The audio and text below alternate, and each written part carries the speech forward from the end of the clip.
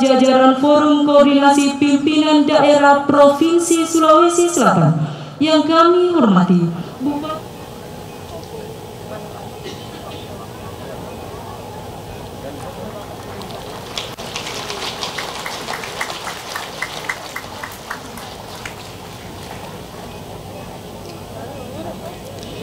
selanjutnya sambutan Wakil Presiden Republik Indonesia yang akan dilanjutkan dengan pemukulan beduk sebagai tanda peresmian pembukaan Muktamar ke-15 tahun 2022.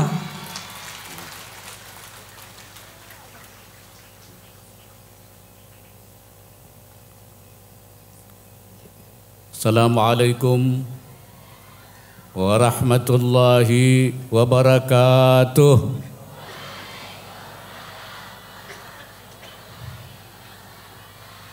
Bismillahirrahmanirrahim.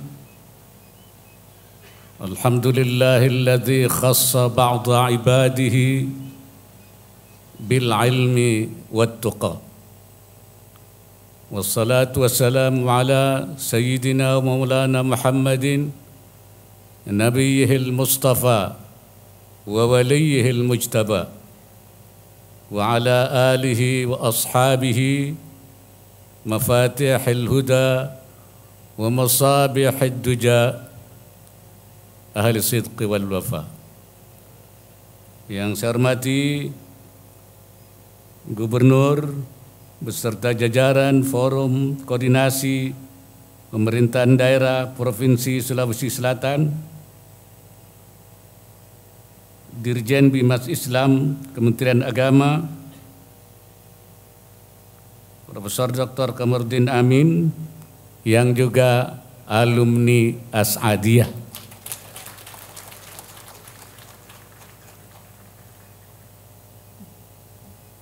Yang wakili Kapolri, Waka Baintelkam Mabes Polri, Irjen Polisi Mirdisyah, Wali Kota dan Bupati Sulawesi Selatan, Imam Besar Masjid Istiqlal yang juga alumni As'adiyah, ulama'ana al-kiram wa masyaikhana al-afadil, para ulama, khususnya Ketua Umum Pengurus Pusat Pondok Pesantren As'adiyah beserta jajaran, para anggota DPR RI, Sivitas Akademika Pondok Pesantren As'adiyah beserta para santriyin dan santriyat sekalian. Hadirin tamu undangan yang berbahagia, syukur alhamdulillah pada siang hari ini biidznillah saya bisa berkunjung hadir di tempat ini dalam rangka pembukaan Muktamar As'adiyah ke-15 tahun 2022 di Sengkang, Kabupaten Wajo, Provinsi Sulawesi Selatan, di tempat yang mubarak ini, yaitu pesantren As-Adiyah yang didirikan oleh Al-Alimul Allama Syekhuna Muhammad As'ad.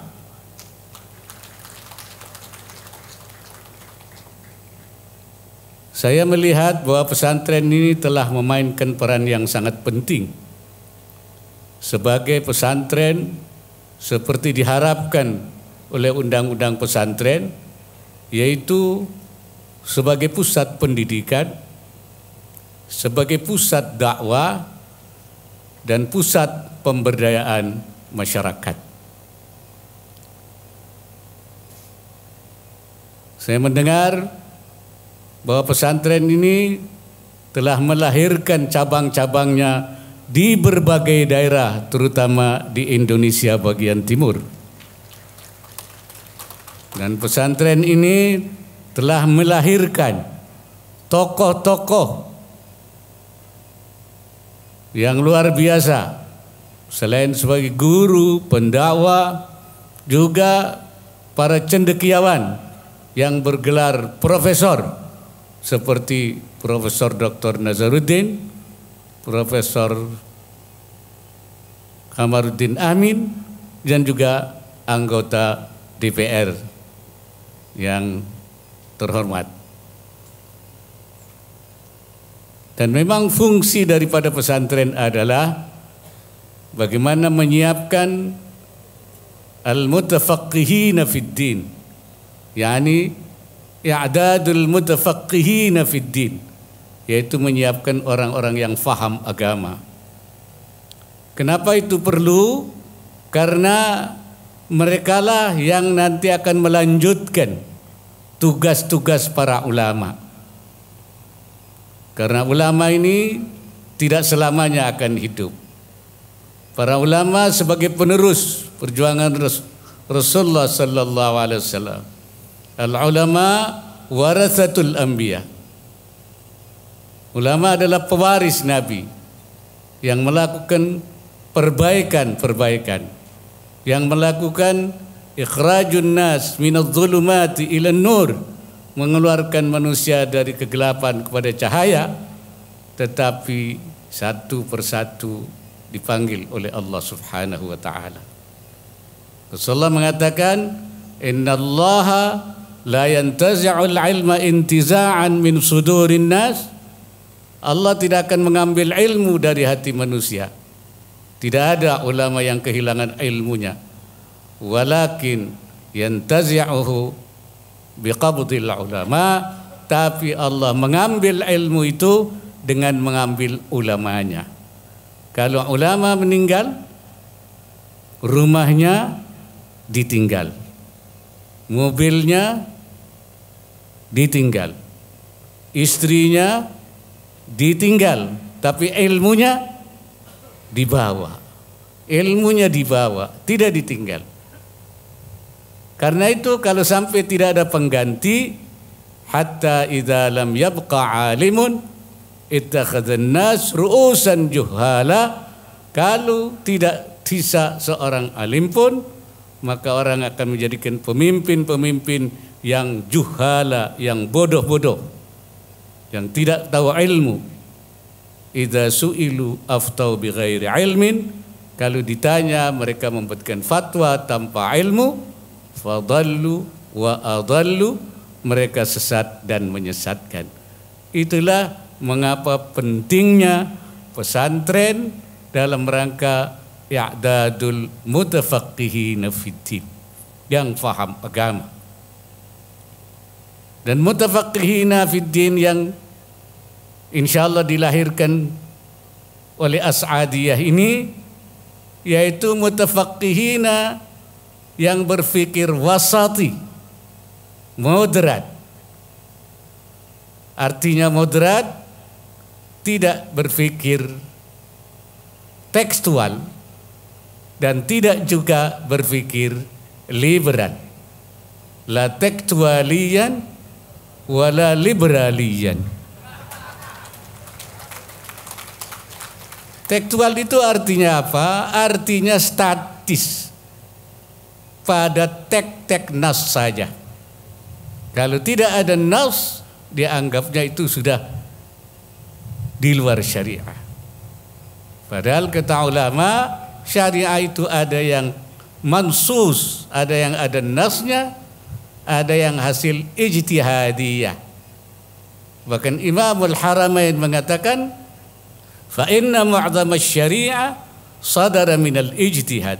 Kebanyakan syariah itu lahirnya dari ijtihad, bukan dari nas. Kenapa? Li'annan nususa mahdudah. Nas itu terbatas. Al-Quran dari dulu tidak pernah tambah. Dari dulu ya 30 juz. Hadis juga. Kecuali ada pejabat yang kurang faham. Dia tanya di madrasah tahfidzul Quran, kamu sudah hafal berapa juz? 30 juz. Berapa juz lagi? Ya sudah selesai. Quran itu memang 30 juz. Tidak tambah. Walakinnal hawadits wal waqa'i wan nawazil ghairu mahdudah. Sekarang sedangkan peristiwa-peristiwa, kejadian-kejadian, masalah politik, masalah ekonomi, masalah sosial, itu tidak pernah berhenti. Ghairu mahdudah. Terus, dan itu harus disikapi, harus diberi jawaban. Disitulah pentingnya al-mutafaqqihina fid-din. Jadi kenapa ada masalah-masalah yang baru, masail jadidah, kemudian masalah-masalah yang lama mengalami pembaharuan, masail mustajaddah. Sistem dulu berdagang berbeda dengan sekarang, transaksi dulu berbeda dengan sekarang. Nah, seperti apa itu? Itulah pentingnya al-mutafaqqihina fid-din. Jadi tidak tekstual, tapi juga tidak liberal, tidak statis, tidak kaku, tidak rigid, tapi tidak juga liberal. Artinya liberal itu dia memberikan pendapat-pendapat bighairi manhajin, tanpa metode, bighairi hududin, tanpa batas, wala dhawabit, dan tidak ada patokan-patokannya. Kita memang merespon, tapi dia harus memahami cara-cara dalam memberikan jawaban-jawaban itu, respon itu. Mampu memberikan solusi-solusi, bahkan bukan hanya solusi keagamaan, makharij diniyah, tapi makharij diniyah juga menyelesaikan makharij wataniyah. Itu penting. Banyak masalah kenegaraan ini diselesaikan melalui solusi keagamaan. Saya contoh misalnya ketika Bung Karno dulu dipermasalahkan sebagai presiden tidak sah karena tidak melalui pemilihan umum, maka Presiden Soekarno dianggap tidak sah. Kata ulama, kalau Presiden Soekarno tidak sah, Menteri Agama tidak sah. Menteri Agama tidak sah, KUA tidak sah. KUA tidak sah, yang kawin lewat KUA tidak sah. Wah, ini bahaya ini. Pengadilan agama tidak sah. Kalau orang bercerai tidak sah. Nikah lagi tidak sah. Punya anak tidak sah. Anak Indonesia haram semua sudah. Karena itu ulama bilang harus sah. Caranya bagaimana? Diberi kekuasaan oleh para ulama, namanya diberi tauliyah. Apa tauliyahnya? Bung Karno presiden sah. Diberi gelar namanya waliul amri. Jadi sah menurut agama karena ditetapkan sebagai waliul amri. Tapi tidak memenuhi syarat katanya. Gampang, kasih tambah daruri, darurat. Nah, itu kiai ulama itu begitu pinter. Kurang syarat, darurat. Bisyauka, sebenarnya dalam kitab fikih disebut dzu syaukatin, yang punya kekuatan, yang memiliki power. Tetapi karena Bung Karno tidak punya tapi didukung oleh tentara, maka disebut bisyauka. Maka jadilah waliul amri daruri bisyauka, presiden sah, menteri agama sah, KUA sah, pengadilan sah, semua yang kawin sah, yang lahir anaknya sah semua. Itu namanya makharij diniyah dan makharij menjadi makharij wataniyah, solusi kebangsaan dan kenegaraan. Yang kedua, saya melihat pesantren ini sudah menjadi pusat dakwah. Dakwah untuk mengajak orang, memenuhi panggilan orang, ijabatan li nida'il haq, untuk bisa memenuhi panggilan Allah, terutama orang yang sudah mengaku beriman. Innamal mu'minuna wa ma kana qaulal mu'minina idza du'u ila Allah wa rasulih liyahkuma bainahum ay yaqulu sami'na wa ata'na. Karena ucapan orang mukmin itu kalau dipanggil kepada Allah tidak ada kata lain kecuali sami'na wa ata'na min ghairi tawaqqufin, tanpa nanti. Jadi jangan sampai ada bukan sami'na wa ata'na tapi sami'na wa malesna. Sami'na wa besokna, sami'na wa ngantukna. Tidak boleh min ghairi tawaqqufin. Itu tetapi cara yang kita lakukan harus dengan cara yang moderat, wasati. Kita tidak boleh berlebihan. Ya, tidak boleh. Karena tugas kita adalah mengajak. Tugas kita adalah menyampaikan. Bahkan Nabi sendiri dikatakan bahwa kamu tidak bisa wa ma'alaika hudahum. Kamu tidak bisa menunjukkan mereka, walakin Allah yahdi may yasha. Tapi Allah menunjukkan orang yang memberi hidayah pada orang yang dikehendaki oleh Allah. Jadi kita menyampaikan dengan cara-cara yang qaulan ma'rufah, ucapan yang baik, qaulan karimah, ucapan yang mulia, qaulan layyina, ucapan yang santun. Nabi sendiri fabima rahmatin minallahi lintalahum. Nabi juga santun. Nabi Musa dan Nabi Harun juga waqula lahu qaulan layyina. Katakan kepada Fir'aun dengan ucapan yang santun walaupun Fir'aun. Qaulan sadida, dengan ucapan yang lurus, yang betul. Jangan pakai hoax, jangan menggunakan cara-cara yang tidak benar. Dan qaulan maisura, dengan cara yang mudah. Ini yang harus kita sampaikan kepada halayak, justru bagaimana kita bisa menyampaikan nilai-nilai Islam yang baik itu. Kata ulama, Islam itu adalah adlun kullu, seluruhnya adil. Wa rahmatun kullu, seluruhnya rahmat. Wa maslahatun kullu, semuanya maslahat.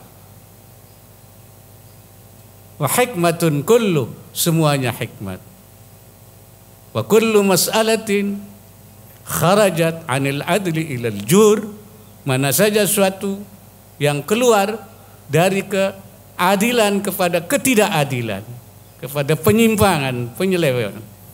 Wa minar rahmati ila diddiha, dan dari rahmat, dari kasih sayang kepada lawannya, kepada kebencian, kepada permusuhan.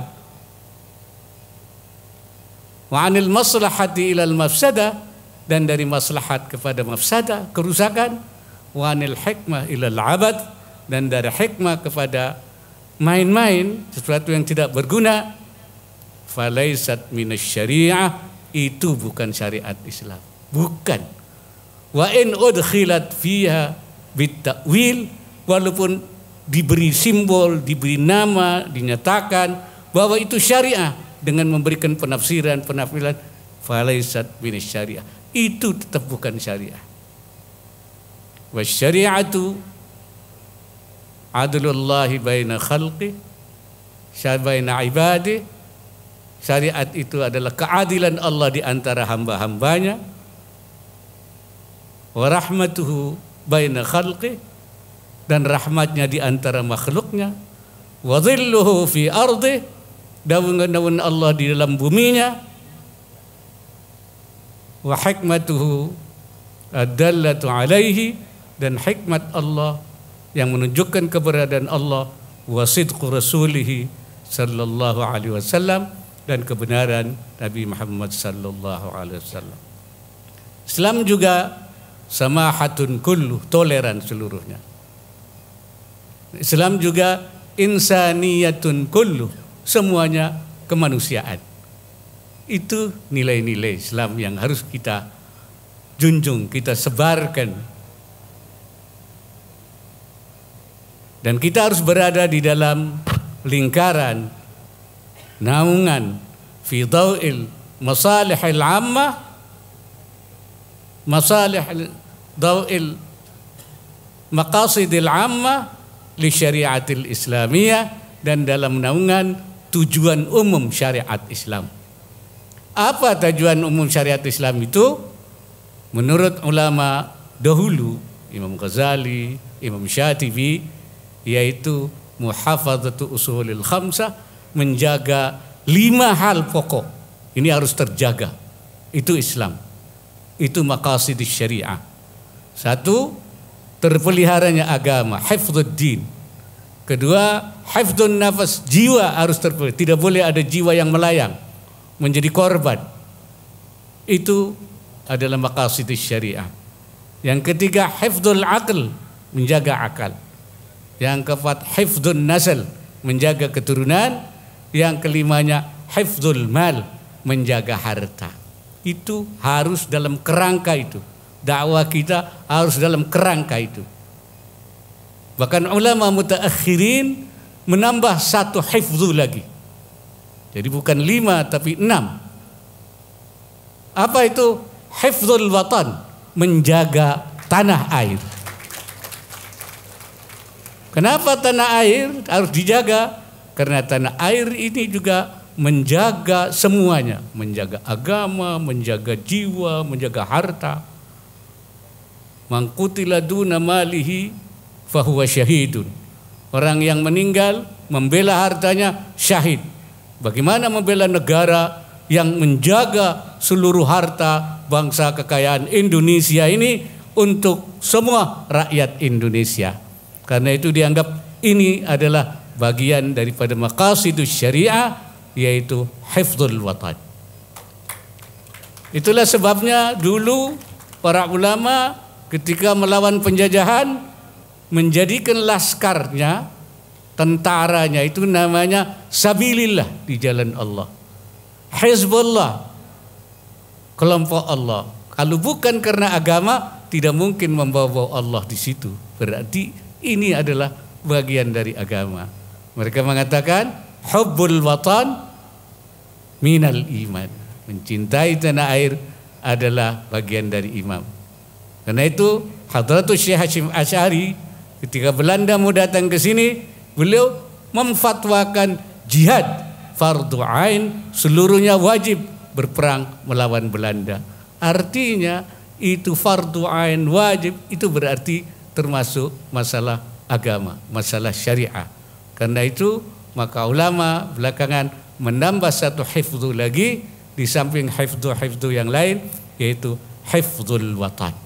Ini menjadi komitmen kita, dan Indonesia sudah menjalankan itu sejak sebelum kemerdekaan. Satu lagi fungsi yang menurut saya juga sudah jalankan tadi saya, yaitu undang-undang kita ingin pesantren menjadi pusat pemberdayaan ekonomi masyarakat dalam rangka kemandirian umat, supaya umat ini tidak menjadi beban, tapi memberikan kontribusi supaya umat ini melaksanakan perintah Allah. Wa ansya'akum minal ardi wasta'marakum fiha. Dialah yang menjadikan kamu dari tanah, dari bumi, dan memerintahkan kamu untuk memakmurkan bumi. Ista'marakum ay kallafakum bi'imaratiha, yaitu membebankan, menjadi tanggung jawab kamu semua manusia untuk memakmurkan bumi. Untuk bisa makmur adalah harus ada asbabul imarah. Sebab imarah itu yaitu kegiatan keekonomian, apa itu pertanian, apa itu perindustrian, pertambangan, penelayanan, perikanan, semua, dan semua ada di kita ini. Itu kita kembangkan dalam rangka yaitu imaratul ard. Karena itu agama merintahkan bukan hanya mutafaqqihina fid din, tapi juga mu'ammirinal arda, yaitu yang memakmurkan bumi. Melalui apa? Melalui asbabul imarah.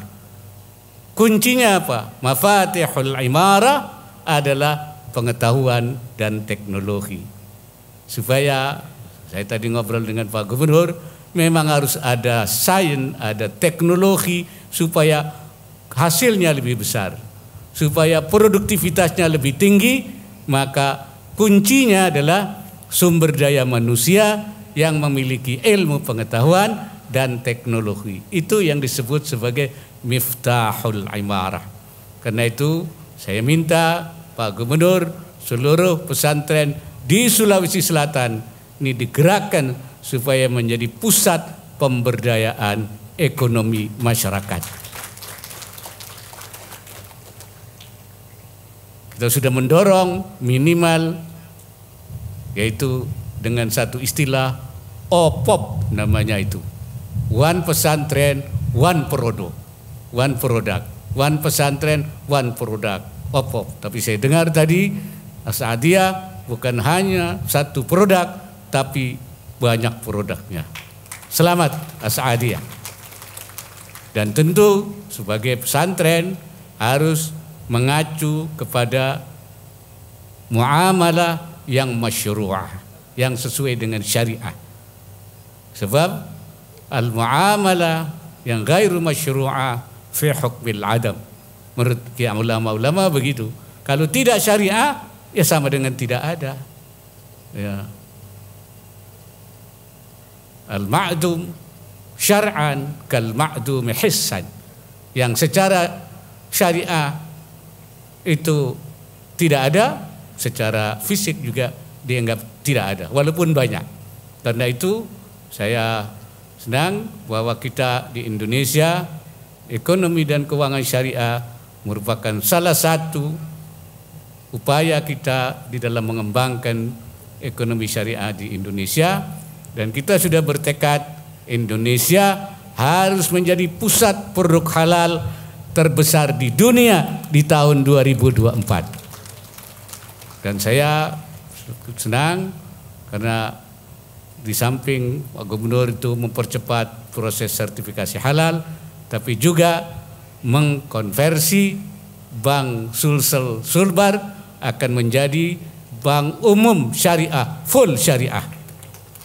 Mudah-mudahan Allah Subhanahu wa taala memudahkan, dan saya kira itulah beberapa hal yang dapat saya sampaikan dalam muktamar kali ini.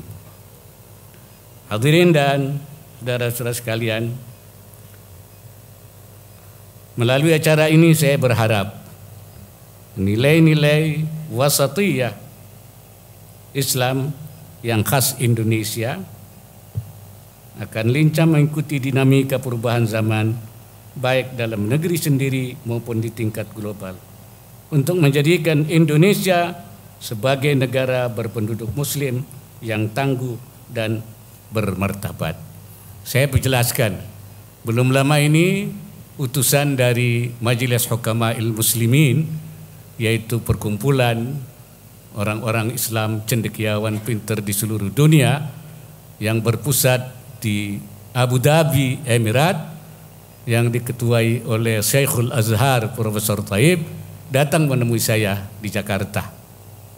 Mereka katakan, saya datang ke Indonesia bukan untuk mengajari orang Indonesia, tapi untuk belajar dari orang Indonesia tentang toleransi.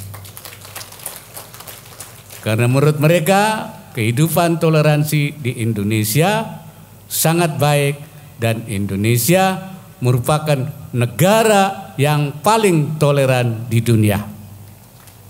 Dan cara-cara pengembangan Islam di Indonesia akan dijadikan model dalam rangka dakwah Islam global di dunia ini. Dan mereka katakan sekarang bukan saatnya lagi bahasa Arab diterjemahkan ke dalam bahasa Indonesia, tapi justru bahasa Indonesia yang harus diterjemahkan ke dalam bahasa Arab, supaya orang Arab tahu bagaimana pola cara Islam berkembang di Indonesia. Itulah saya kira hal yang patut kita banggakan. Sebagai penutup, saya mendoakan kesuksesan penyelenggaraan Muktamar ke-15 tahun 2022 ini, dan dengan mengucapkan Bismillahirrahmanirrahim, As'adiyah, Muktamar As'adiyah ke-15 tahun 2022 saya nyatakan dibuka secara resmi. Semoga Allah Subhanahu wa taala senantiasa memberikan inayahnya, himayahnya, dan juga meridai segala upaya yang kita lakukan. Wallahul muwaffiq ila aqwamit thariq. Wassalamualaikum warahmatullahi wabarakatuh. Dimohon untuk mendampingi Gubernur Sulawesi Selatan, Ketua Umum Pengurus Pusat Pondok Pesantren As'adiyah, Imam Besar Masjid Istiqlal, dan Bupati Wajo.